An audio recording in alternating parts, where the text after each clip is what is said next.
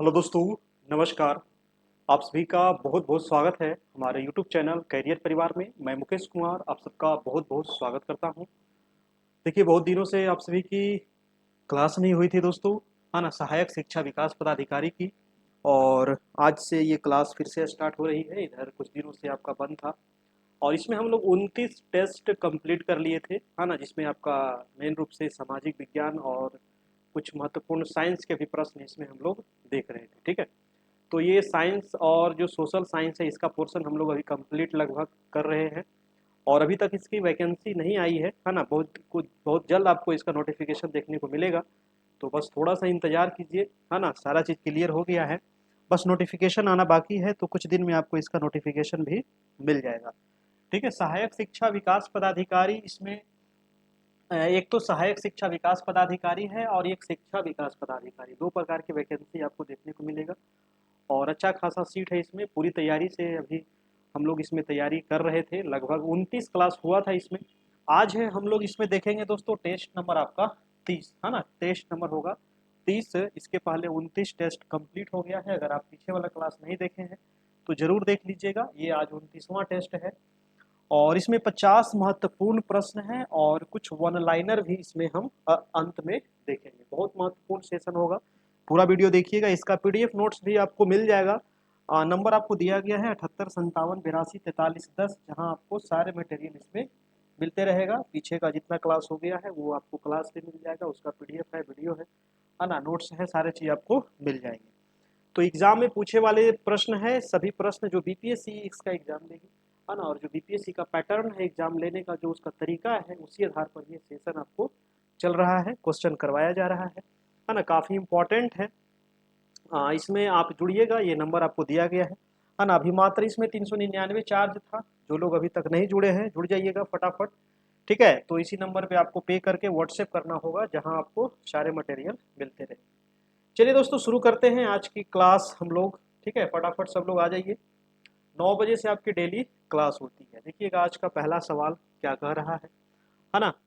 पहला सवाल है, देखिएगा दोस्तों, इतिहास से है कि निम्नलिखित में से किस नदी को ऋग्वेद में सबसे पवित्र नदी माना जाता है।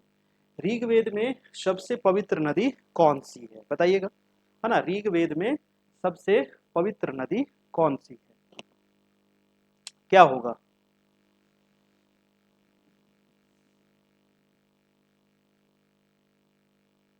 जल्दी से बताइएगा इसका आंसर।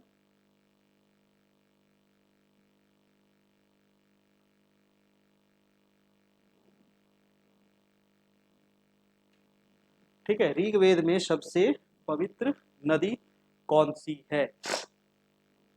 तो ऑप्शन है सिंधु नदी, सरस्वती नदी, गंगा नदी या सतलुज नदी। तो ऋग्वेद में सबसे पवित्र नदी, दो प्रकार का सवाल यहाँ पर पूछेगा। एक तो पवित्र पूछेगा ऋग्वेद में, और एक पूछेगा कि ऋग्वेद में सबसे अधिक बार किस नदी का वर्णन हुआ है। तो सबसे पवित्र नदी जो है वो है आपका सरस्वती नदी। ठीक है, तो यहाँ पर आंसर हो जाएगा आपका बी।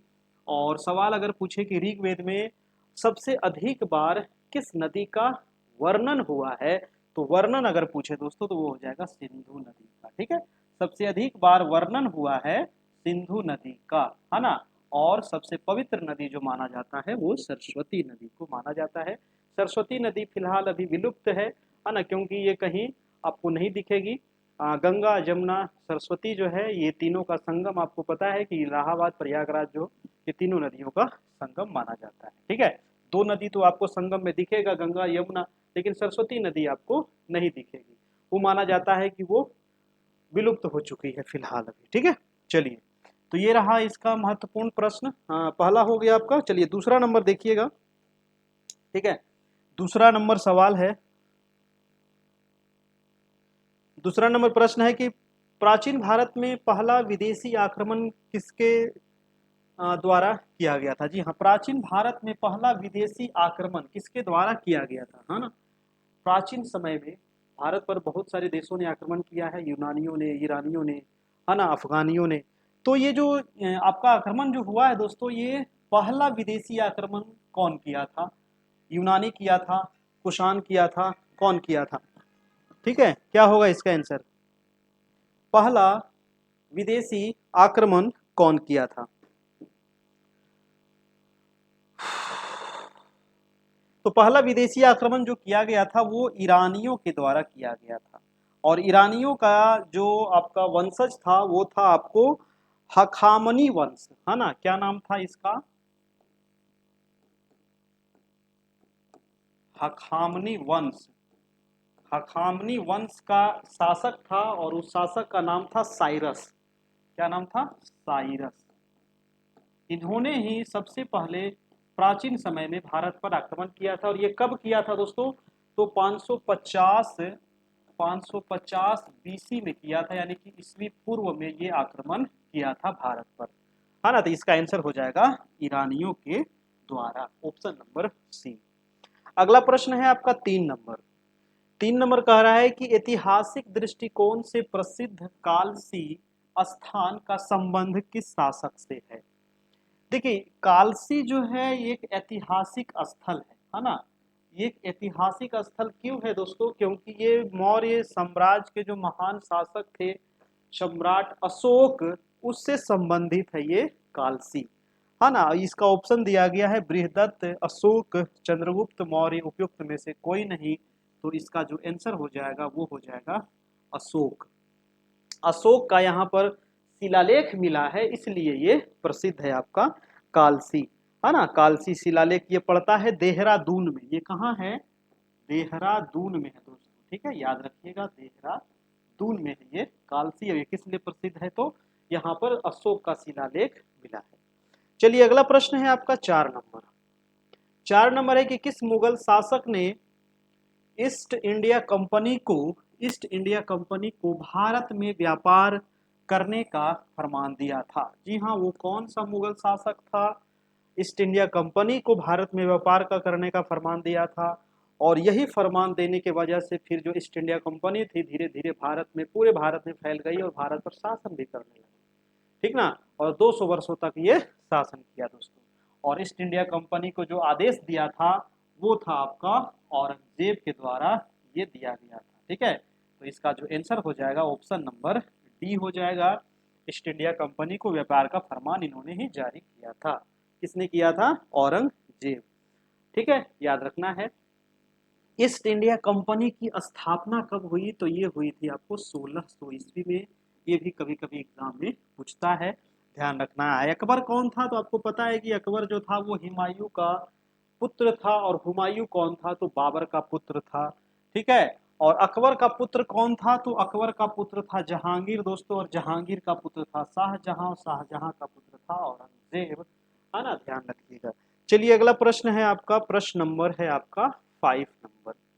5 नंबर सवाल कह रहा है कि रामकृष्ण मिशन की स्थापना किसके द्वारा किया गया था? रामकृष्ण मिशन, बहुत इंपॉर्टेंट प्रश्न है। रामकृष्ण मिशन दयानंद सरस्वती, रामकृष्ण परमहंस के द्वारा किया गया था, या स्वामी विवेकानंद के द्वारा, या केशव चंद्र सेन के द्वारा? तो ये सवाल काफी इंपॉर्टेंट है।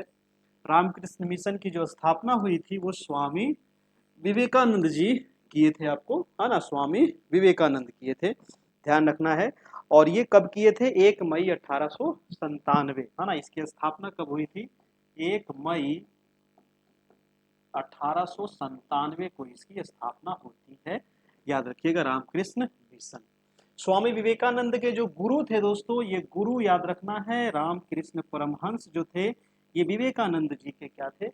गुरु थे, है ना, ये भी ध्यान रखिएगा आप, ठीक है।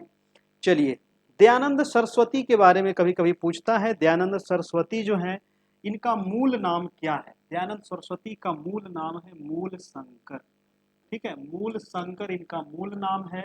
और इन्होंने किस चीज की स्थापना किए थे दयानंद सरस्वती? तो आर्य समाज, ठीक है, याद रखना है, आर्य समाज की स्थापना दयानंद सरस्वती जी के द्वारा किया गया था, ये भी आप ध्यान रखिएगा। नेक्स्ट प्रश्न है आपका 6 नंबर। 6 नंबर सवाल है कि द्वितीय गोलमेज सम्मेलन का आयोजन कब हुआ था? देखिए, गोलमेज सम्मेलन टोटल 3 गोलमेज सम्मेलन हुआ, है ना, 1930 में, 1931 में और 1932 में, ठीक है। 3 गोलमेज सम्मेलन हुआ, 1930, 1931 और 1932, ठीक है। तो हमसे पूछ रहा है द्वितीय गोलमेज सम्मेलन कब हुआ होगा? तो 31 में हुआ होगा। 31, देखिए सब ऑप्शन 31 है ना। इसका आंसर क्या होगा भाई? बताइएगा, सारा 31 है, सितंबर है, नवंबर है, दिसंबर है और आपका नवंबर नवंबर है, 2 नवंबर है ना? क्या होगा इसका आंसर बताइएगा, है ना? द्वितीय गोलमेज सम्मेलन जो हुआ था, इसका आयोजन जो हुआ था वो 7 सितंबर 1931 को हुआ था। ठीक है, ऑप्शन नंबर ए हो जाएगा। और एकमात्र ये जो द्वितीय गोलमेज सम्मेलन हुआ था जिसमें महात्मा गांधी जी भाग लिए थे कांग्रेस के तरफ से। पहला जब गोलमेज सम्मेलन हुआ उसमें भी कोई कांग्रेस की तरफ से भाग नहीं लिया, दूसरा जो हुआ उसमें भी भाग नहीं लिया, दूसरा में भाग लिया था, गांधी जी भाग लिए थे दूसरा गोलमेज सम्मेलन में, तीसरा में भी कोई भाग नहीं लिया, तो सिर्फ दूसरा में भाग लिए थे, याद रखना है, महात्मा गांधी भाग लिए थे आपका। ठीक है, चलिए अगला प्रश्न है आपका दोस्तों 7 नंबर की, 1942 में राजेंद्र प्रसाद को गिरफ्तार करके किस जेल में रखा गया था? जी हाँ, 1942 में हुआ था क्या? भारत छोड़ो आंदोलन, है ना? भारत छोड़ो आंदोलन हुआ था 1942 में, और उसी समय 0 आवर के तहत जितने भी बड़े बड़े नेता थे सबको गिरफ्तार कर लिया गया। महात्मा गांधी हो, चाहे राजेंद्र प्रसाद हो, पंडित जवाहरलाल नेहरू हो, है ना, जो भी बड़े बड़े नेता थे सबको गिरफ्तार कर लिया गया और उनको नजरबंद कर दिया गया, जेल में डाल दिया गया ताकि वो आगे आंदोलन न कर सके। ठीक है, तो इसका आंसर क्या होगा? राजेंद्र प्रसाद को जो गिरफ्तार किया गया था, है ना, तो राजेंद्र प्रसाद कहाँ के हैं? ये बिहार के हैं, तो बिहार के हैं तो इनको बांकीपुर जेल में ही बंद किया गया था। ऑप्शन नंबर यहाँ सी हो जाएगा आपका बिल्कुल सही। महात्मा गांधी के बारे में पूछता है दोस्तों कि महात्मा गांधी को किस जेल में रखा गया था? तो महात्मा गांधी को रखा गया था पुणे में, है ना, पुणे में रखा गया था महात्मा गांधी को, है ना, आगा खां पैलेस में रखा गया था आपका। चलिए अगला प्रश्न देखते हैं, प्रश्न नंबर है आपका 8 नंबर कि व्यक्तिगत सत्याग्रह में प्रथम सत्याग्रही किसे चुना गया था? है ना, व्यक्तिगत सत्याग्रह में प्रथम सत्याग्रही किसे चुना गया था? देखिए, व्यक्तिगत सत्याग्रह काफी इंपॉर्टेंट है ना। व्यक्तिगत सत्याग्रह तो एक तो है कि ये कब हुआ था व्यक्तिगत सत्याग्रह, है ना, किसने इसकी शुरुआत किए थे, और पहले व्यक्तिगत सत्याग्रही कौन थे, द्वितीय कौन थे, तृतीय कौन थे, 3 सत्याग्रही हुए थे इसमें, है ना। तो व्यक्तिगत सत्याग्रह जो था दोस्तों ये हुआ था आपका 1940 में इसकी शुरुआत हुई थी। ठीक है, और इसके प्रथम सत्याग्रही पूछ रहा है ना, ये शुरुआत किया गया था महात्मा गांधी के द्वारा। तो इसमें प्रथम जो सत्याग्रही थे वो थे आपको विनोबा भावे, है ना। कौन थे? विनोबा भावे। ऑप्शन नंबर यहाँ डी हो जाएगा। और ये व्यक्तिगत सत्याग्रह शुरू किया गया था आपको 1940 ईस्वी में, है ना, ध्यान रखिएगा। इसके जो दूसरे सत्याग्रही थे वो थे जवाहरलाल नेहरू। याद रखना है, पहला तो सबको याद रहता है, दूसरा याद रखिएगा, दूसरे जो सत्याग्रही थे वो जवाहरलाल नेहरू थे। और तीसरे सत्याग्रही कौन थे? तो ब्रह्मदत्त थे, है ना। तीसरे सत्याग्रही कौन थे दोस्तों? तो वो थे ब्रह्मदत्त, है ना। ब्रह्मदत्त जो थे ये तीसरे सत्याग्रही थे। तो प्रथम, द्वितीय, तृतीय ध्यान रखिएगा। चलिए अगला प्रश्न है आपका 9 नंबर। 9 नंबर सवाल क्या कह रहा है देखिएगा, कह रहा है निम्नलिखित में से किसने मित्र मेला संघ की शुरुआत किया था? है ना, मित्र मेला संघ की शुरुआत किसने किया? बताइएगा किसने किया मित्र मेला संघ की शुरुआत? है ना, ऑप्शन दिया गया है सोहन सिंह भकना, बीडी सावरकर, राम जी कृष्ण वर्मा, देवेंद्र नाथ टैगोर। तो मित्र मेला का हुआ था बीडी सावरकर के द्वारा शुरू किया गया था, बीडी सावरकर हो जाएगा इसका आंसर। अगला प्रश्न चलते हैं, प्रश्न नंबर है आपका 10 नंबर की, भारतीय राष्ट्रीय कांग्रेस का 27वां अधिवेशन कहाँ हुआ था, कब हुआ था, किसने अध्यक्षता किया था? ये सारे सवाल काफी इंपॉर्टेंट है। चलिए इस पर हम लोग थोड़ा सा डिस्कशन कर लेते हैं, है ना। भारतीय राष्ट्रीय आंदोलन, भारतीय राष्ट्रीय कांग्रेस का 27वां अधिवेशन। देखिए बिहार में जब बिहार अलग नहीं हुआ था तो 3 अधिवेशन हुआ था, ठीक है, लेकिन ऐसे 2 अधिवेशन हुआ है अभी, क्योंकि एक पटना में और एक गया में। 27वां 10 साल के अंतराल पर हुआ था, याद रखना है। 27वां हुआ था आपको पटना में, और पटना में हुआ था दोस्तों बांकीपुर में, है ना। पटना के बांकीपुर में हुआ था 27वां अधिवेशन। कब हुआ था? तो 1912 में हुआ था, याद रखिएगा। इसके अध्यक्ष कौन थे? जल्दी से बता दीजिए इसके अध्यक्ष कौन थे? तो R.N. माधोलकर, है ना, R.N. माधोलकर जो थे इसके अध्यक्ष। ठीक है, पटना में जो हुआ था। और इसके 10 साल बाद हुआ दोस्तों कहाँ? तो गया में हुआ, है ना। गया में हुआ इसके 10 साल बाद, यानी 1912 में हुआ था, तो यहाँ होगा 1922 में हुआ, 10 साल बाद। और 27वां हुआ था पटना में, बांकीपुर में। तो गया में हुआ था आपको 37वां अधिवेशन। ठीक है, गया में कौन सा अधिवेशन हुआ? 37वां अधिवेशन हुआ। याद रखिएगा 1922 में हुआ। और गया में जो अधिवेशन हुआ इसके अध्यक्ष कौन थे, तो चित्तरंजन दास। ठीक है, कौन थे, चित्तरंजन दास थे। ये दोनों वेरी इंपॉर्टेंट है। ये दोनों में से ना एक जरूर एग्जाम में आपको पूछता है। रामगढ़ वाला भी पूछ लेगा आपको कि रामगढ़ में कब हुआ था, क्योंकि रामगढ़ पहले बिहार में ही था ना, अब तो झारखंड में चला गया है। तो रामगढ़ में हुआ था आपका 1940 में हुआ था। ठीक है, 1940 में जो अधिवेशन हुआ था कांग्रेस का वो रामगढ़ में हुआ था। ठीक है, और ये 53वां अधिवेशन था। कैवा था, 53वां अधिवेशन था। रामगढ़ में जो अधिवेशन हुआ था इसकी अध्यक्षता कौन किए थे, तो इसकी अध्यक्षता करने वाले थे मौलाना अबुल कलाम आजाद। ठीक है, मौलाना अबुल कलाम आजाद 1940 में अधिवेशन किए और सबसे लंबे समय तक यही रहे थे आपको कांग्रेस के अध्यक्ष, क्योंकि 40 के बाद अधिवेशन हुआ ही नहीं था 45 तक, तो लगातार 5 साल यही मतलब अध्यक्ष रह गए थे आपका। ठीक है, तो सबसे लंबे समय तक रहने वाले यही थे मौलाना अबुल कलाम आजाद। ठीक है, चलिए अगला प्रश्न देखते हैं। आपका प्रश्न नंबर है 11 नंबर, और वीडियो को थोड़ा आप लोग लाइक भी कर दीजिएगा, है ना। चलिए अगला प्रश्न है, निम्नलिखित में से किसने भारतीय संघवाद को सहकारी संघवाद कहा था। जी हाँ, भारतीय संघवाद को सहकारी संघवाद किसने कहा था, केसी वियर के द्वारा, बी आर अम्बेडकर के द्वारा, आइवर जेनिंग्स के द्वारा, या जी ऑस्टिन के द्वारा। क्या होगा दोस्तों, 11 का, है ना, भारतीय संघवाद का सहकारी संघवाद जो कहा गया था वो जी ऑस्टिन के द्वारा कहा गया था। तो इसका आपको आंसर याद रखना है, ऑप्शन नंबर डी। चलिए अगला प्रश्न देखते हैं। प्रश्न नंबर है 12 नंबर।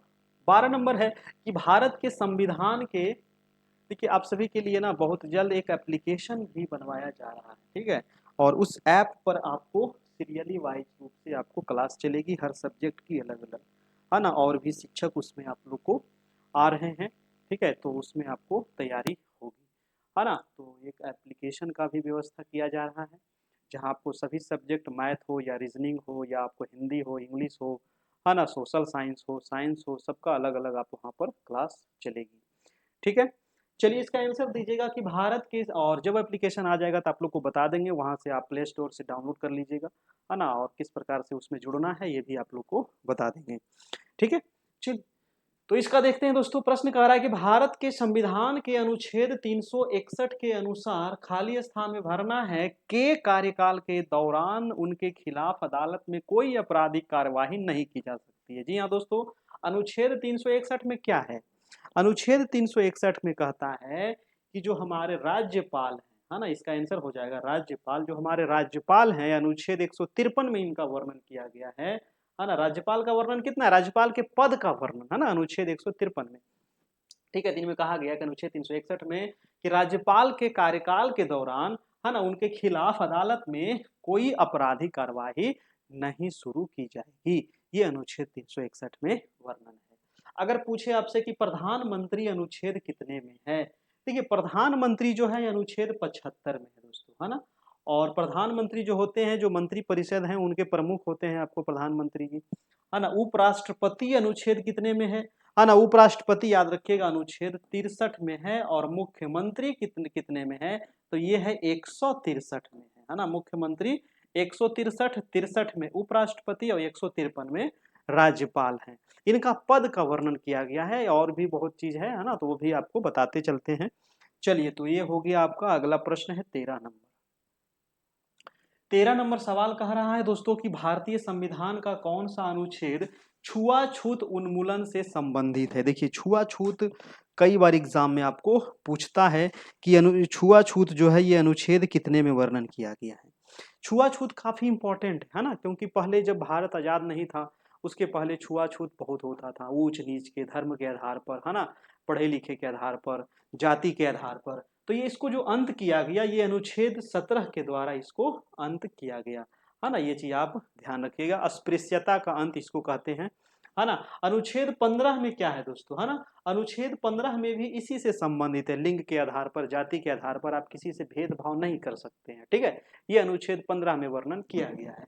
अनुच्छेद 21 में क्या है, अनुच्छेद 21 में है प्राण और दैहिक स्वतंत्रता, ठीक है। और अनुच्छेद 24 में क्या है, 24 में है कि 14 साल से कम उम्र के जो बच्चे हैं उनको आप कारखाना में, दुकान में, कहीं आप काम नहीं करा सकते। अगर आप ऐसा करते हुए पकड़ा गए तो आपको जेल हो सकती है, ठीक है। तो ये अनुच्छेद 24 में वर्णन किया गया है, ठीक है। चलिए अगला प्रश्न देखते हैं, प्रश्न नंबर आपका 14 नंबर। 14 नंबर है कि अंतर्राष्ट्रीय परिषद की अध्यक्ष निम्न में से कौन होता है। अंतर्राष्ट्रीय परिषद का अध्यक्ष कौन होता है, सॉरी अंतर्राष्ट्रीय नहीं है, अंतर्राज्यीय है ना, थोड़ा सा ध्यान दीजिएगा। अंतर्राज्यीय परिषद के अध्यक्ष कौन होते हैं। देखिए अंतर्राज्यीय जो परिषद होते हैं इनके जो अध्यक्ष होते हैं वो प्रधानमंत्री ही होते हैं, है ना, याद रखना है। ऑप्शन नंबर आपका ए हो जाएगा। और राज्यसभा का अध्यक्ष कौन होता है, कई बार एग्जाम में पूछेगा आपको कि राज्यसभा का अध्यक्ष, है ना, तो कौन होता है भाई साहब, राज्यसभा का अध्यक्ष। तो राज्यसभा का अध्यक्ष जल्दी से बताइएगा, ये होते हैं आपको उपराष्ट्रपति, है ना। उपराष्ट्रपति जो है ये राज्यसभा के अध्यक्ष होते हैं। अगला प्रश्न है आपको 15 नंबर के, निम्न में से कौन लोकसभा को अध्यक्ष पद हेतु शपथ दिलाता है। देखिए क्वेश्चन बहुत बढ़िया है, बहुत सारे लोग इसमें कंफ्यूज करेंगे कि लोकसभा के जो अध्यक्ष हैं इनको, अध्यक्ष को अध्यक्ष पद हेतु शपथ कौन दिलाता है। देखिए लोकसभा का जो अध्यक्ष है वो अध्यक्ष पद के लिए कोई शपथ नहीं दिलाता है, उनको शपथ की जरूरत नहीं है ना। जो लोकसभा के अध्यक्ष होते हैं उनको कौन चुनते हैं, तो जो सदस्य होते हैं लोकसभा के वो अध्यक्ष को चुनते हैं। इनको शपथ की जरूरत नहीं होती है, इसीलिए यहां पर जो आंसर हो जाएगा वो आंसर हो जाएगा ऑप्शन नंबर डी हो जाएगा आपका, ठीक है ना। चलिए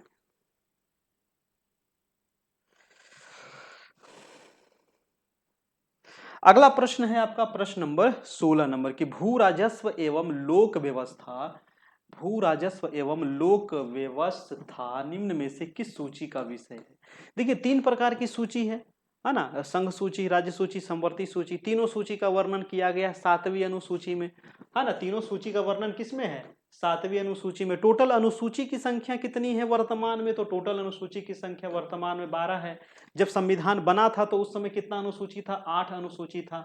अभी है 12 अनुसूची। 12 अनुसूची में जो 7वीं जो अनुसूची है उसमें है सूचियों का वर्णन। और 3 सूची कौन कौन, तो एक तो है संघ सूची, और एक उसमें वर्णन है राज्य सूची, और एक है उसमें समवर्ती सूची। हमसे पूछ रहा था कि भू राजस्व और लोक व्यवस्था जो है ये किस सूची में है। देखिए ये सारे सूची है, सब में कानून बनाने का अधिकार अलग अलग है। संघ है तो संघ सरकार बनाएगी, राज्य है तो राज्य सरकार बनाएगी, समवर्ती है तो दोनों मिल के बनाएगी, है कि नहीं। तो इसका आंसर क्या होगा, भू राजस्व और लोक व्यवस्था जो है इसका जो वर्णन किया गया है दोस्तों, ये राज्य सूची में वर्णन किया गया है, ठीक है। संघ सूची में कितने विषय हैं, तो संघ सूची में टोटल 100 विषय हैं, याद रखिएगा, ठीक है। राज्य सूची में कितने विषय हैं, तो राज्य सूची में 61 विषय हैं, और समवर्ती सूची में कितने विषय हैं, तो इसमें आपको 52 विषय है, ठीक है। 100 है संघ सूची में, राज्य सूची में 61 विषय हैं, समवर्ती में 52 विषय हैं। ये आपको भी एग्जाम में पूछता है। अगला प्रश्न है, जो भी महत्वपूर्ण चीज होता है मैं आप लोग को बता देता हूं, है ना, ताकि आप लोग को दिक्कत ना हो। भारत में सर्वप्रथम किस राज्य को विशेष राज्य का दर्जा दिया गया। देखिए बिहार सरकार भी, है ना, बहुत दिनों से विशेष राज्य के लिए मांग कर रही है, लेकिन विशेष राज्य बिहार को तो खैर मिलना मुश्किल है ना। उसके लिए बहुत सारा नियम कानून होता है विशेष राज्य के लिए, तो बहुत सारे जो राज्य हैं उनको विशेष राज्य का दर्जा दिया गया है। तो सबसे पहले किसको दिया गया भाई, तो वो देने सबसे पहले जो मिला था वो असम राज्य को मिला था विशेष राज्य का दर्जा, ठीक है। असम को मिला था सबसे पहले। अगला प्रश्न है आपको 18 नंबर की, पंचायती राज का प्रमुख लक्ष्य क्या है। पंचायती राज का प्रमुख लक्ष्य क्या है, मानव ग्रामवासियों में शक्ति का विकेंद्रीकरण, चुनाव में लड़ने के लिए ग्रामवासियों को प्रशिक्षण देना, या ग्रामवासियों के बीच प्रतिद्वंद्विता को बढ़ाना, या फिर इनमें से सभी। पंचायती राज का प्रमुख लक्ष्य, देखिए इसका जो प्रमुख लक्ष्य क्या है ना, उपयुक्त सभी दे दिया है, तो बहुत सारे लोग इसमें क्या करेंगे, उपयुक्त सभी मार देंगे, जो आपका गलत हो जाएगा। प्रतिद्वंद को बढ़ावा ये नहीं देता है ना, और ये चुनाव में लड़ने के लिए ग्रामवासियों को प्रशिक्षण भी नहीं देता है ना। इसमें जो आंसर हो जाएगा ऑप्शन नंबर ए हो जाएगा आपका 18 का, कि ग्रामवासियों में शक्ति का विकेंद्रीकरण, ये इसका प्रमुख लक्ष्य है पंचायती राज का। अगला सवाल है 19 नंबर कि संसदीय विशेषाधिकार किस देश के संविधान से लिया गया है। संसदीय विशेषाधिकार, है ना, ये आप कह सकते हैं संसदीय शासन प्रणाली, है कि नहीं। कई बार आप पढ़ चुके हैं कि संसदीय शासन प्रणाली कहाँ से लिया गया है। बहुत बार आप लोग को बताए भी हैं कि संसदीय शासन प्रणाली और संघीय शासन प्रणाली, है ना। तो संसदीय शासन प्रणाली जो है भारत में जो लिया गया है दोस्तों, वो लिया गया है आपको हमारा ब्रिटेन से। ठीक है, आंसर हो जाएगा हमारा सी से। जापान से क्या लिया गया है, कुछ तो लिया गया होगा। ऑस्ट्रेलिया से क्या लिया गया हमारे संविधान में, समवर्ती सूची, है ना। ऑस्ट्रेलिया से क्या लिया गया है, समवर्ती सूची। जापान से क्या लिया गया है ना। जापान से लिया गया है दोस्तों आपको क्या, कानून द्वारा स्थापित प्रक्रिया, कानून द्वारा स्थापित प्रक्रिया लिया गया है जापान से, प्रक्रिया। ठीक है, याद रखना है ना। उसके अलावा और भी बहुत चीज है। अमेरिका से मौलिक अधिकार लिया गया है, कनाडा से संघीय अधिकार लिया गया है ना। और आपका दक्षिण अफ्रीका से संशोधन लिया गया है, ऑस्ट्रेलिया से समवर्ती सूची लिया गया है, आपको जर्मनी से आपातकाल लिया गया है, बहुत चीज है। आपका रूस से कर्तव्य लिया गया है, मूल कर्तव्य जो हमारा है। ठीक है, चलिए अगला प्रश्न है आपका 20 नंबर। निम्नलिखित में से कौन तृतीय क्षेत्र का भाग है। देखिए प्राथमिक क्षेत्र, द्वितीय क्षेत्र और तृतीय क्षेत्र, कई बार आप लोग को इसके बारे में समझाए हैं। प्राथमिक, द्वितीय और तृतीय आपको पता ही होगा। प्राथमिक में क्या आएगा, कृषि आएगा, वानिकी आएगा, है ना, आपको पशुपालन आ जाएगा। द्वितीयक में क्या आ जाएगा, विनिर्माण आएगा। और तृतीयक में क्या आ जाएगा, सेवा क्षेत्र आ जाएगा। तो तृतीयक में पूछ रहा है दोस्तों, तो तृतीयक यहाँ पर क्या है, सूत निर्माण है, फसलों की खेती है, पशुपालन है। तृतीयक में क्या होगा, तृतीयक क्षेत्र का भाग कौन सा है बताइएगा। तृतीय क्षेत्र जो हो जाएगा वो हमारा विद्युत हो जाएगा, है ना, विद्युत हो जाएगा हमारा तृतीय क्षेत्र। पशुपालन ये हमारा प्राथमिक हो जाएगा, सूत निर्माण ये द्वितीयक हो जाएगा, फलों की खेती हो जाएगा प्राथमिक हो जाएगा। ठीक है, चलिए अगला प्रश्न है कि अर्थशास्त्र में उत्पादन का अर्थ क्या है। अर्थशास्त्र में उत्पादन का अर्थ क्या होता है, विनिर्माण होता है, उपयोगिता होता है, या काश्तकारी होता है, या उपयुक्त में से कोई नहीं होता है। ये किसका क्या होगा, देखिए उत्पादन का अर्थ होता है उपयोगिता, है ना, अर्थशास्त्र के अनुसार। यहाँ आंसर हो जाएगा बी नंबर। चलिए अगला प्रश्न देखते हैं, प्रश्न नंबर है आपका 22 नंबर। ठीक है, देखिएगा 22 नंबर कह रहा है दोस्तों कि निम्नलिखित में से कौन साख निर्धारण एजेंसी नहीं है। साख निर्धारण एजेंसी कौन नहीं है, क्रेडिट रेटिंग, साख निर्धारण का मतलब क्रेडिट रेटिंग एजेंसी कौन यहाँ पर नहीं है, क्या होगा जल्दी से बताइएगा। देखिए क्रिसिल जो है ये भी क्रेडिट रेटिंग एजेंसी है, आईसीआरए भी क्रेडिट रेटिंग एजेंसी है, सीएआरई भी क्रेडिट रेटिंग एजेंसी है, आईएफसीआई जो है ये हमें लग रहा है क्रेडिट रेटिंग एजेंसी नहीं है ना। इसका आंसर बी होना चाहिए। ठीक है, आप लोग बताइएगा इसका आंसर क्या होगा, कि कहीं कहीं इसका आंसर डी भी दिया है, तो हमें लग रहा है कि इसका आंसर बी होगा। ठीक है, चलिए अगला प्रश्न देखते हैं, प्रश्न नंबर है आपका 23 नंबर, कि भारत में जिन्सों यानी कि कमोडिजिट के निर्यात की श्रेणी है। देखिए कमोडिजिट क्या होता है, बहुत सारे लोगों को कमोडिजिट नहीं होगा। भारत में जिन्सों यानी कि कमोडिजिट के निर्यात की श्रेणी है।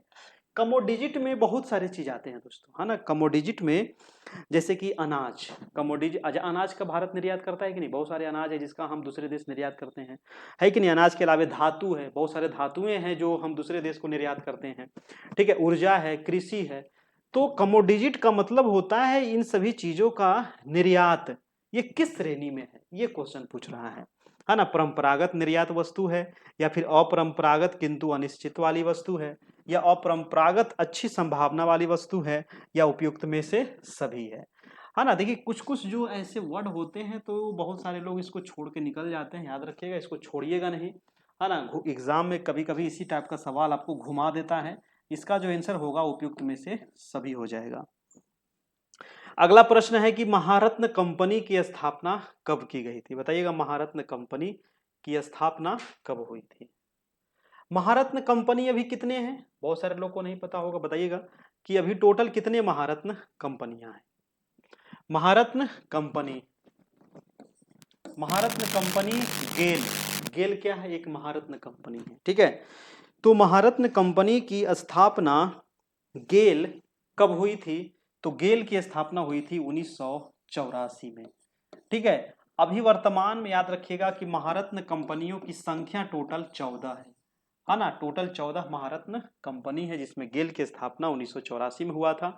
नेक्स्ट प्रश्न है आपका कि किसी जलीय वातावरण में स्वतंत्र एवं स्थूलदर्शी प्राणियों को किस प्रकार उल्लेखित किया जाता है ना, जलीय वातावरण में कह रहा है। तो इसका आंसर क्या होगा दोस्तों, 25 का बताइएगा।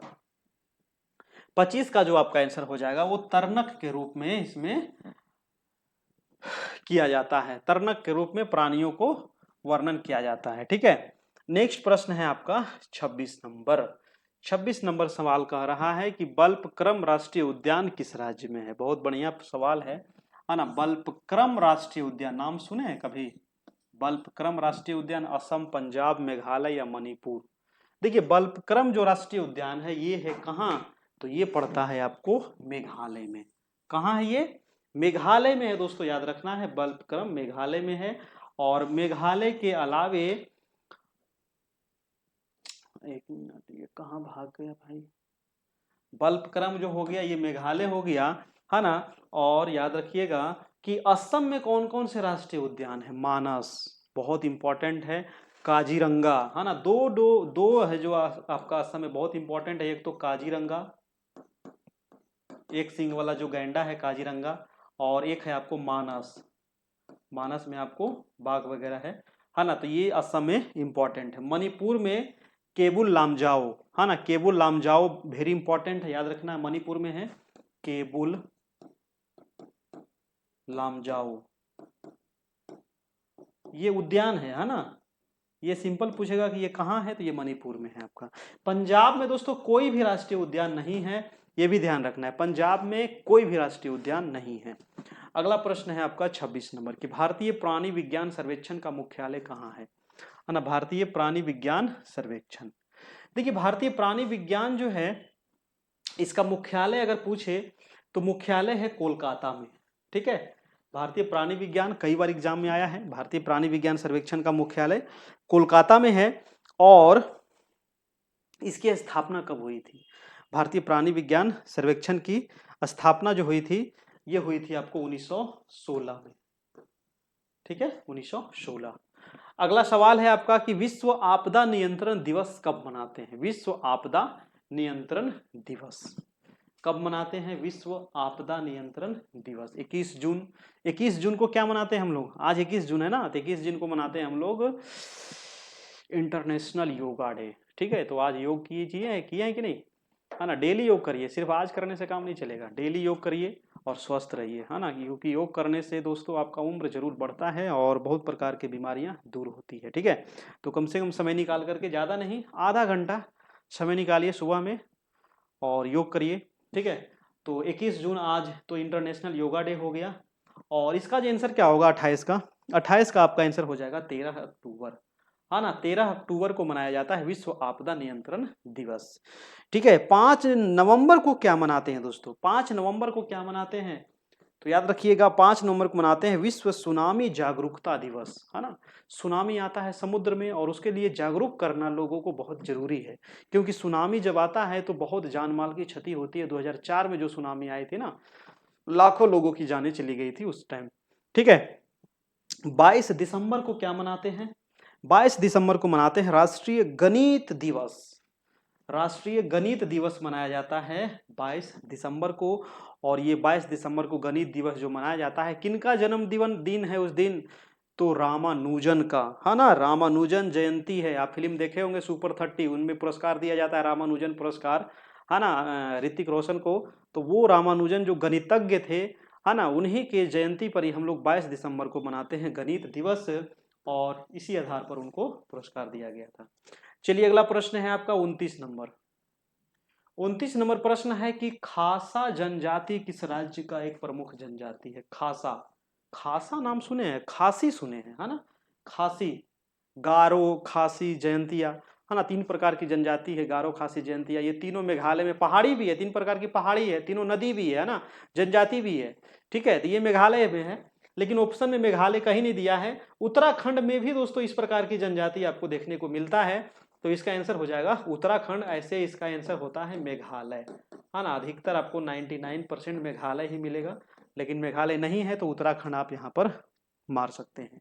अगला प्रश्न है आपका 30 नंबर की, कोरिया जल संधि किसे जोड़ती है।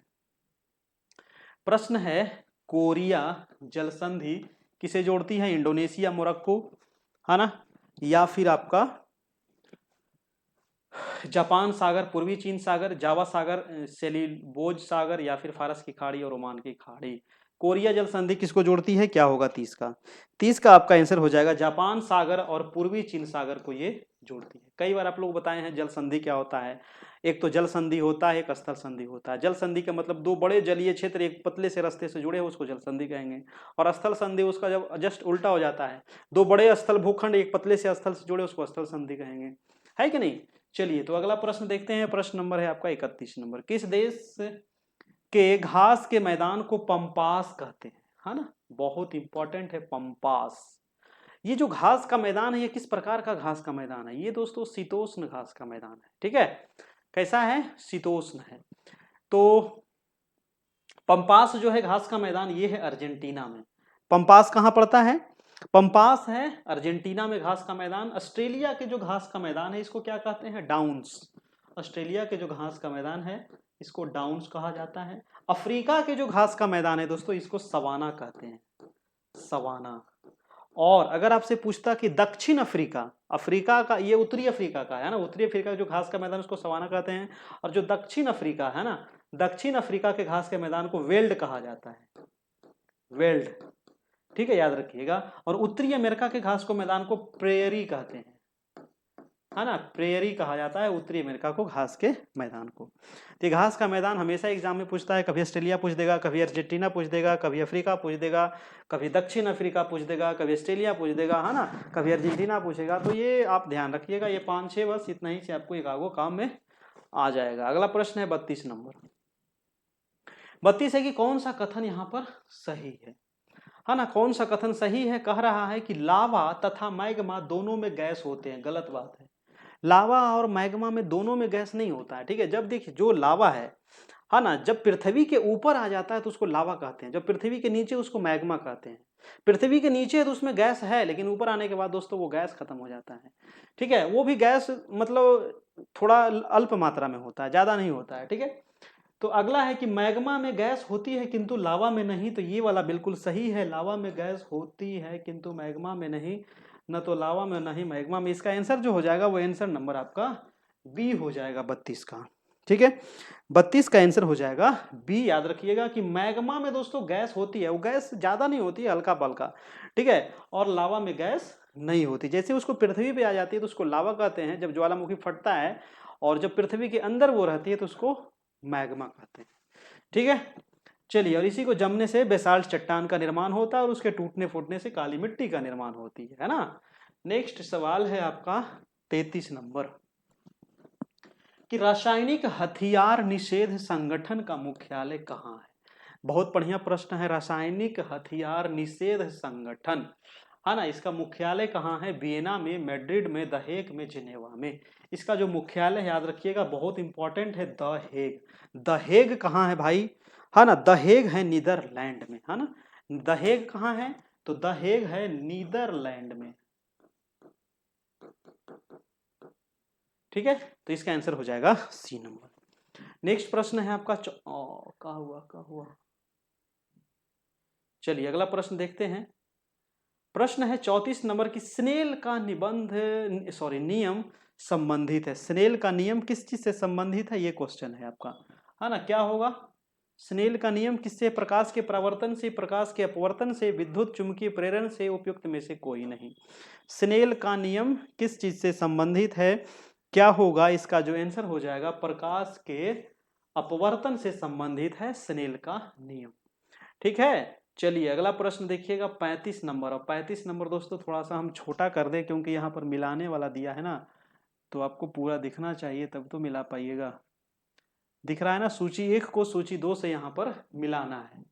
सूची 1 में दिया गया है क्यूसेक, है ना, और बाइट है, रिएक्टर है, बार है। इसमें कुछ कुछ चीज तो आसान है, कुछ चीज आपको नहीं समझ में आ रहा होगा। जैसे रिएक्टर तो सबको पता है कि रिएक्टर से मापते हैं भूकंप की तीव्रता, बार से मापते हैं दाब, है कि नहीं। बाइट जो हो जाएगा ये कंप्यूटर से संबंधित है, और क्यूसेक जो है ये आपको प्रवाह की दर है ना। तो इसका आंसर क्या हो जाएगा, ए का हो गया 3, ए का 3 है, और बी का 4, 3 4, और सी का है 2, 3 4 2, 3 4 2, यानी कि ऑप्शन नंबर सी में है, सॉरी बी में है ना, ऑप्शन नंबर बी हो जाएगा। इस प्रकार से निकालना था। अगला प्रश्न है आपका 36 नंबर। 36 नंबर कह रहा है कि उस बल का नाम बताए जिसके परिणाम स्वरूप दो परस्पर प्रभावी वस्तुओं के बीच प्रत्यक्ष भौतिक संपर्क होता है। उस बल का क्या नाम है, संपर्क बल है, या फिर पेशीय बल है, यांत्रिक बल है, या घर्षण बल है। उस बल का नाम क्या है।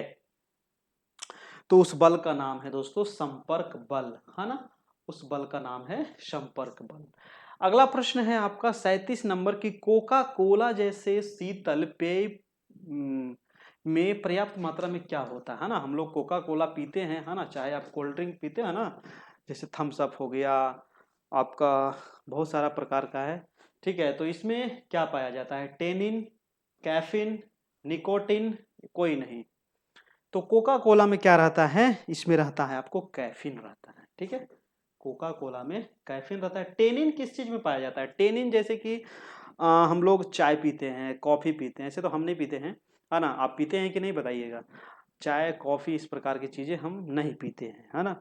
और आप लोग भी नहीं पीजिए, क्योंकि बेकार चीजें हैं, जहर है एक प्रकार का, ठीक है। तो चाय है, कॉफी है, आपका चॉकलेट है, उसमें आपको टेनिन पाया जाता है, ठीक है। और कैफीन कोका कोला में होता है। निकोटिन किस में होता है, तो तंबाकू, बहुत सारे लोग खैनी खाते हैं, है ना, सिगरेट पीते हैं, ठीक है, गुटखा, ये सब इसमें क्या होता है, निकोटिन होता है। और इससे दोस्तों बहुत प्रकार के कैंसर होता है, 70 प्रकार का कैंसर होता है ना। तो ये सब चीजें का उपयोग आप ना करें। अगला प्रश्न है आपका प्रश्न नंबर 38 नंबर। 38 है कि जल के अणु में कौन सा संकरण होता है। जल के अणु में sp2, sp3, sp या sp3d।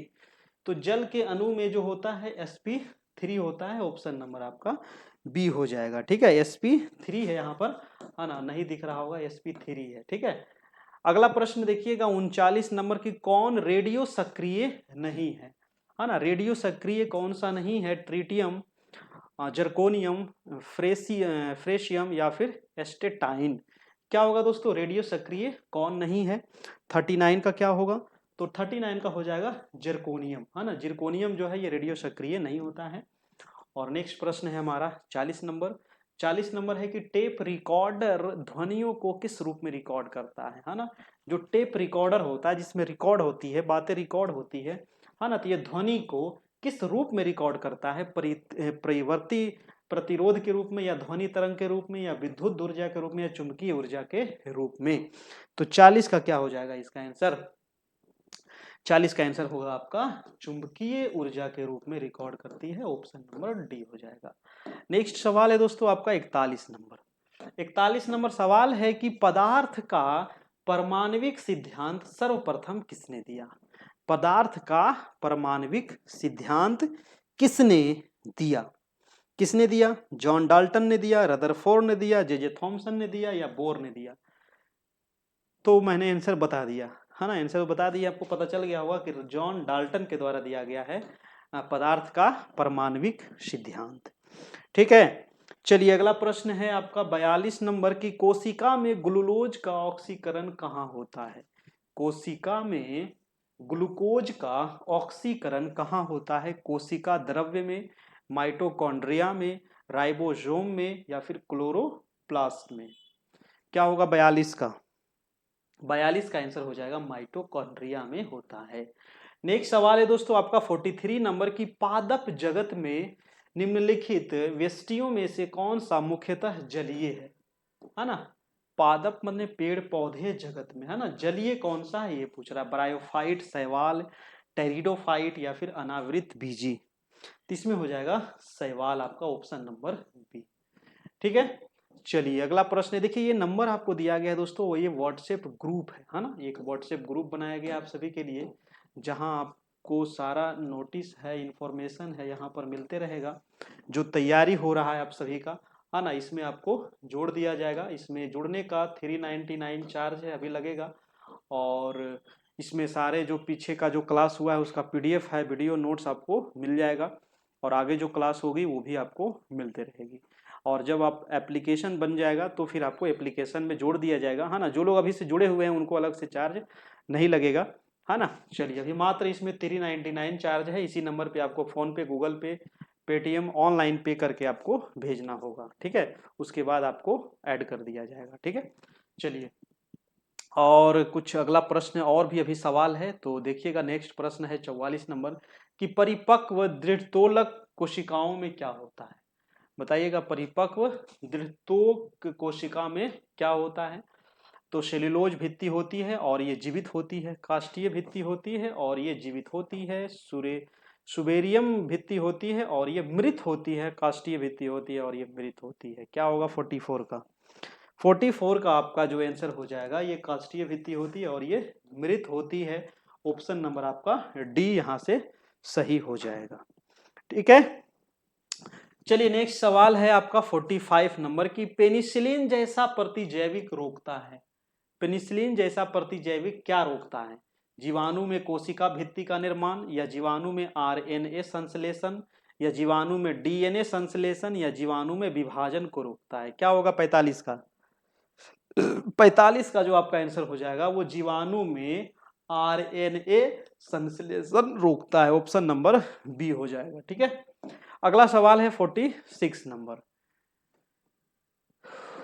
46 प्रश्न कह रहा है, देखिएगा, कह रहा है कि एंटी ड्यूरेटिक हार्मोन निम्नलिखित में से कहां स्रावित होता है। सारे प्रश्न है, बहुत अच्छा सवाल है। एंटी ड्यूरेटिक जो हार्मोन है ये कहां से स्रावित होता है? अधिवृक्क वल्कुट से, या अधिवृक्क मेडुल से, या पूर्ववर्ती प्यूसिका से, या फिर पश्च प्यूसिका से। 46 का क्या होगा, है ना। ड्यूरेटिक हार्मोन जो स्रावित होता है ये पश्च प्यूसिका से होता है दोस्तों। आपका ऑप्शन नंबर डी हो जाएगा सही। नेक्स्ट है 47 नंबर के, निम्न में से कौन सा कमरे के ताप पर, निम्न में से कौन सा कमरे के ताप पर एक अभिलाक्षणिक गंध युक्त हरी पीली गैस के रूप में होता है ना। कमरे के ताप पर पूछ रहा है, ध्यान रखिएगा। हरी पीली गैस के रूप में कौन होता है? तो ये होता है क्लोरीन, है ना, याद रखना है क्लोरीन होता है, ठीक है। ये क्वेश्चन कई बार आपको एग्जाम में पूछा है। अगला प्रश्न है आपका 48 नंबर, और देखिए यहाँ पर लास्ट में ना हम लोग महत्वपूर्ण ज्योग्राफी के वन लाइनर अभी देखेंगे, है ना। 5 मिनट आपको लगेगा, जब 50 प्रश्न हो जाएगा उसके बाद हम लोग कुछ वन लाइनर भी देखेंगे। आप उसको जरूर देखिएगा, काफी इंपॉर्टेंट है। उसका पीडीएफ भी हम आपको दे देंगे। प्रश्न देखिएगा 48 नंबर, कौन सा एक तंत्रिका तंत्र हमारे शरीर की आश्रयदाता प्रणाली है। आश्रयदाता प्रणाली किसको कहते हैं दोस्तों? तो आश्रयदाता जो प्रणाली ये कहा जाता है पैरासिम्पैथेटिक तंत्र को कहा जाता है। पैरासिम्पैथेटिक तंत्र को बोला जाता है। नेक्स्ट प्रश्न है आपका 49 नंबर की, ओहो कहाँ चल गया, कहाँ चला गया।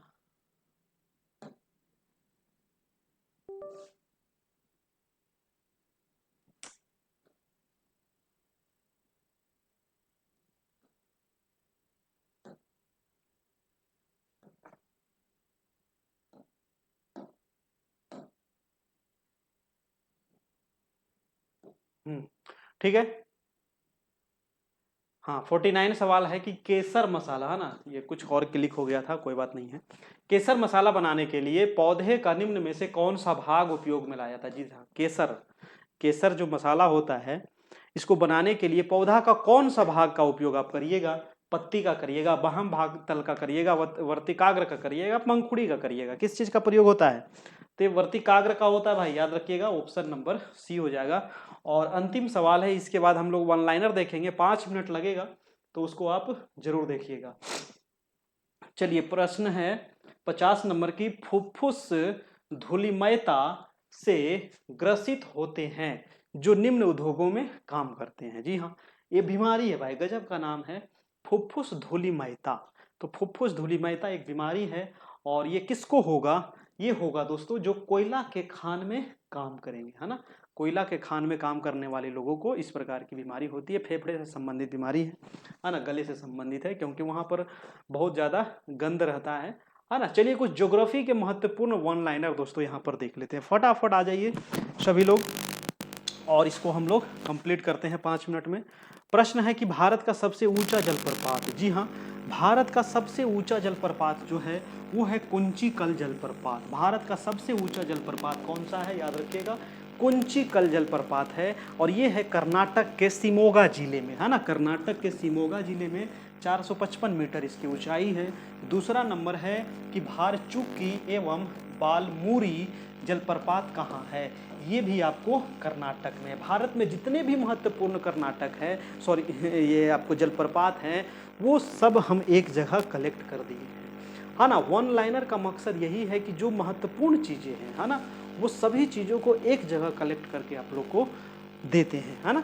जैसे कि सबसे ऊंचा जलप्रपात कुंचिकल हो गया, उसके अलावा भारचुकी और बालमूरी जलप्रपात कर्नाटक में है ना। बिहार जलप्रपात कहाँ है ना। बहुत सारे लोगों को लगेगा कि बिहार जलप्रपात अपना बिहार में होगा, भाई नहीं, ये राजस्थान में है, ठीक है। उसके अलावा गोकक जलप्रपात कई बार एग्जाम में आता है, ये भी कर्नाटक में है ना। गोकक जलप्रपात भी कहाँ है? तो ये भी आपको कर्नाटक में ही है। दूध सागर जलप्रपात कहाँ है? ये है आपको गोवा में, दूध सागर जलप्रपात। ककोलत जलप्रपात कहाँ है? अपने बिहार में, है ना, नवादा डिस्ट्रिक्ट में ककोलत जलप्रपात, ठीक है। चलिए कुछ और महत्वपूर्ण सवाल को यहाँ पर देख लिया जाए। जैसे कि भारत की जलवायु कैसी है ना। भारत की जो जलवायु है दोस्तों, ये है मॉनसूनी जलवायु, है ना। कई बार एग्जाम में पूछेगा, ये जितने सवाल है सभी पूछे गए सवाल है ना। भारत की जलवायु आपको मॉनसूनी जलवायु है। भारत में सर्वाधिक जो वर्षा होती है वो दक्षिण पश्चिम मानसून से होती है। अभी जो भारत में मानसून आ रहा है ना, अभी जो बारिश हो रही है बिहार में, है ना, बिहार के अलावा अन्य राज्यों में जो बारिश हो रही है, ये दक्षिण पश्चिम मानसून से हो रही है। सबसे पहले ये मानसून कहाँ आता है? तो सबसे पहले मानसून ये केरल में आता है, आपको 1 जून को आता है। लेकिन इस बार मानसून पहले आ गया, 1 सप्ताह, ठीक है। अगला है कि भारत में जाड़े के दिनों में तमिलनाडु के तट पर वर्षा होती है। जी हाँ दोस्तों, क्वेश्चन कई बार एग्जाम में पूछता है कि भारत में जाड़े के दिन में वर्षा कहाँ होती है? तो तमिलनाडु में होती है। तमिलनाडु में जो वर्षा होती है वो कौन सी वर्षा होती है? तो उत्तर पूर्वी मानसून होती है, उसी को कहा जाता है लौटते हुए मानसून, ठीक है। अगला सवाल है कि भारत में सर्वाधिक क्षेत्र में पाए जाने वाली मिट्टी। तो अब कुछ महत्वपूर्ण प्रश्न मिट्टी से है ना। तो भारत की सबसे महत्वपूर्ण मिट्टी है वो है जलोढ़ मिट्टी, है ना। सबसे अधिक क्षेत्रफल पर यही है। विश्व की भी सबसे महत्वपूर्ण मिट्टी यही है, जलोढ़ मिट्टी, क्योंकि यही मिट्टी है जिसमें दोस्तों सारे खाद्यान्न पदार्थ, आपको जितने भी खाद्य पदार्थ हैं उत्पादन होता है आपका, ठीक है। अगला प्रश्न देखिएगा, कह रहा है कि इसमें पोटास की मात्रा अधिक होती है, किसमें? तो जलोढ़ मिट्टी में, है ना। इसमें पोटास की मात्रा अधिक होती है और इसमें भारत में सबसे उपजाऊ मिट्टी है। पुराने जलोढ़ मिट्टी को बांगर कहते हैं और जो नई जलोढ़ मिट्टी होती है उसको खादर कहते हैं। नई और पुरानी का मतलब क्या हुआ? जहां पर प्रत्येक साल बाढ़ का पानी पहुंचता हो उसको खादर कहेंगे, और जहां पर प्रत्येक साल बाढ़ का पानी नहीं पहुंचता उसको बांगर कहते हैं, ठीक है। चलिए अगला है कि किस मिट्टी का निर्माण बेसाल्ट चट्टान के टूटने फूटने से होता है ना। बेसाल्ट चट्टान का निर्माण कैसे होता है? तो बेसाल्ट चट्टान का निर्माण होता है ज्वालामुखी क्रिया से, और जब ज्वालामुखी फटता है और पृथ्वी पर जब ज्वालामुखी आती है तो उसको धीरे धीरे ठंडा होने के बाद वो बेसाल्ट चट्टान का निर्माण हो जाता है, और जब बेसाल्ट चट्टान टूटती फूटती है तो उससे काली मिट्टी का निर्माण होता है, याद रखिएगा। और काली मिट्टी जो होता है ना, इसमें क्या पाया जाता है? तो मैग्नीशियम, उसके अलावा एल्यूमिनियम, उसके अलावा आयरन की इसमें अधिकता होती है, ठीक है। इसके अलावा दोस्तों इस मिट्टी का रंग जो होता है वो काला होता है, नामी है इसको काली मिट्टी। तो इस मिट्टी का रंग काला होता है।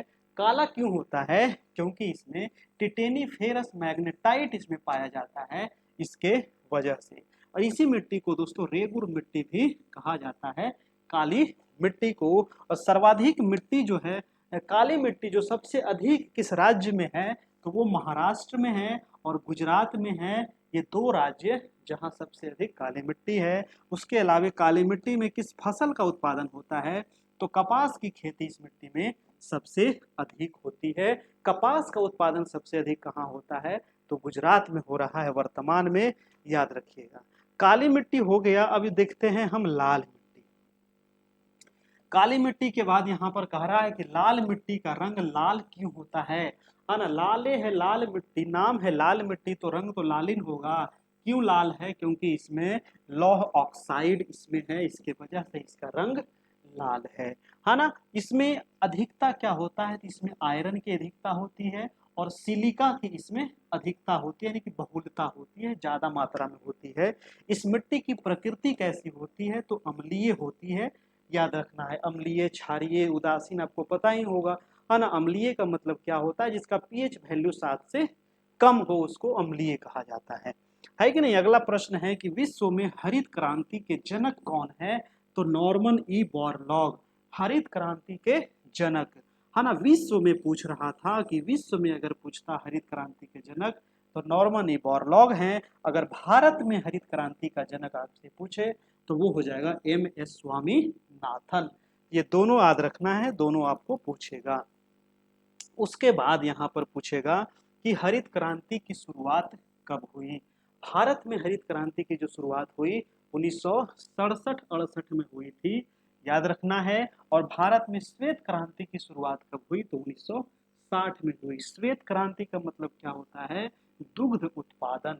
दूध कैसा होता है दोस्तों, तो श्वेत होता है, यानी कि उजला होता है, इसलिए इसको दुग्ध क्रांति भी कहते हैं 1960 में।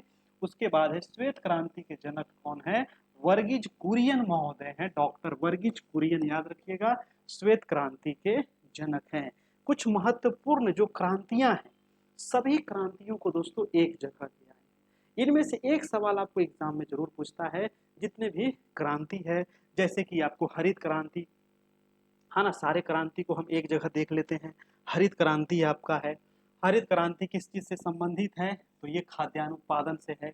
नीली क्रांति मत्स्य उत्पादन, रजत क्रांति अंडा उत्पादन, लाल क्रांति मांस और टमाटर उत्पादन, भूरी क्रांति उर्वरक उत्पादन है ना, बादामी क्रांति मसाला उत्पादन, पीली क्रांति तिलहन उत्पादन, सुनहरी क्रांति फल उत्पादन, गोल क्रांति आलू उत्पादन है ना, कृष्ण क्रांति बायोडीजल उत्पादन। बहुत सारी क्रांतियां तो दोस्तों आप ट्रिक से भी याद कर लीजिएगा है ना, थोड़ा सा दिमाग लगाइएगा है ना। जैसे कि नीली हरित क्रांति आपको एग्जाम में बार बार पूछता है, खाद्यान्न से है ना। जो फसल होता है, जो हम लोग फसल लगाते हैं वो कैसा रहता है, हरा हरा रहता है ना। धान देखिए लगेगा कैसा लगेगा, हरा हरा है ना, पूरा चारों तरफ हरा। तो ये हो गया हरित क्रांति। नीली क्रांति ये हो गया आपको है ना, हमारा जो समुद्र समुद्र के वजह से ही हमारा जो आकाश क्या दिखता है, नीला है ना। तो ये हो गया आपको मत्स्य से। कुछ कुछ ट्रिक लगाइएगा। रजत मने उजला होता है, ये अंडा से हो जाएगा। लाल मांस कैसा होता है, लाल होता है, तो ये लाल क्रांति है। टमाटर कैसा लाल होता है, ये भी लाल क्रांति हो गया है ना। उर्वरक आपको भूरा होता है, ये भूरी क्रांति हो गया। मसाला आपको बादामी क्रांति हो गया। पीली तिलहन है ना, तिलहन कैसा होता है, पीला टाइप का, ये पीली क्रांति हो गया है ना। फल ये सुनहरा होता है, सुनहरी क्रांति हो गया है ना। आलू गोल होता है, ये गोल क्रांति हो गया। कृष्ण क्रांति आपको बायोडीजल उत्पादन हो गया। ठीक है, तो कुछ कुछ आपको थोड़ा बहुत ट्रिक लगा करके याद हो जाएगा, सारा टेंशन नहीं लेने का है ना। इसका आंसर दिया गया है और ये टेस्ट यहाँ पर आपको कंप्लीट होता है। ये टेस्ट आप लोग को कैसा लगा, आप लोग जरूर से जरूर बताइएगा। और अच्छा लगा हो तो एक लाइक कर दीजिएगा। चैनल पर नए होंगे, चैनल को सब्सक्राइब जरूर कर लीजिएगा। और इसका पीडीएफ अगर आप लेना चाहते हैं तो आप हमारे यहाँ जुड़ जाइए, आपको पूरा पीडीएफ नोट्स यहाँ पर मिल जाएगा। और उसका प्रोसेस क्या है दोस्तों, तो ये अभी जो क्लास चल रही है वो रात में 9 बजे से चल रही है क्लास आपका। अभी टोटल 30 गो टेस्ट हो गया है, ठीक है। और इसमें सभी सब्जेक्ट का नोट्स है, एमसीक्यू है और इसका टेस्ट भी आपको मिलेगा है ना। ये कैसे इसमें जुड़िएगा, तो इसमें जो व्हाट्सएप ग्रुप है, ये नंबर आपको है 78 57 82 43 10, जहाँ से आप इसमें जुड़ सकते हैं। आपको इसमें मात्र एक बार चार्ज लगेगा, बार बार चार्ज नहीं लगेगा, सिर्फ एक बार 399 का इसमें आपको पेमेंट करना होगा। और उसके बाद जब तक आपकी एग्ज़ाम ना हो जाएगी तब तक आपकी क्लास चलती रहेगी, कोई इसमें आपको मंथली चार्ज नहीं लगेगा। कैसे पे करना है, तो ये फ़ोन पे है, गूगल पे है, पेटीएम है, किसी भी माध्यम से आप इस नंबर पर पे कर सकते हैं। ये नंबर आपको दिया गया है ना? इस नंबर पे किसी भी माध्यम से आप पेमेंट कर दीजिए, चाहे फ़ोन पे, गूगल पे, पेटीएम। और इसी नंबर पर आपको व्हाट्सएप करना है ना? पेमेंट करने के बाद व्हाट्सएप ज़रूर करिएगा, तब तो पता चलेगा कि आपने पेमेंट कर दिया है, फिर आपको ऐड कर दिया जाएगा और जो पीछे का मटेरियल है वो आपको मिल जाएगा, ठीक है? इसी नंबर पर। और ये हमारा चैनल है कैरियर परिवार, इसे आप सब्सक्राइब कर लीजिएगा ताकि 9 बजे जो क्लास होती है उसका नोटिफिकेशन आपको मिलते रहेगा दोस्तों। तो ये प्रोसेस है क्लास में जुड़ने का, है ना? मात्र एक बार, अभी 399 का ऑफर है, जब तक ये वैकेंसी नहीं आती है तब तक ये 399 है, उसके बाद दोस्तों आपका ये फी बढ़ जाएगा। तो बताइएगा आज का क्लास कैसा लगा आप लोग को? अच्छा लगा हो तो एक लाइक कर दीजिएगा, चैनल पर नए होंगे चैनल को सब्सक्राइब जरूर कर लीजिएगा और बेल आइकन दबा लीजिएगा, अपने दोस्तों को शेयर कर दीजिएगा थोड़ा सा। डेली आपकी क्लास रात में 9 बजे से होती है। और जब एप्लीकेशन, बहुत जल्द आप लोग को एप्लीकेशन भी एक बनवा रहे हैं, उसके बाद फिर आपको क्लास जो है एप्लीकेशन पे चलेगी, सब्जेक्ट वाइज सभी सब्जेक्ट के अलग अलग टीचर रहेंगे, वहाँ पर पूरी तैयारी आपकी होगी। थैंक यू, धन्यवाद।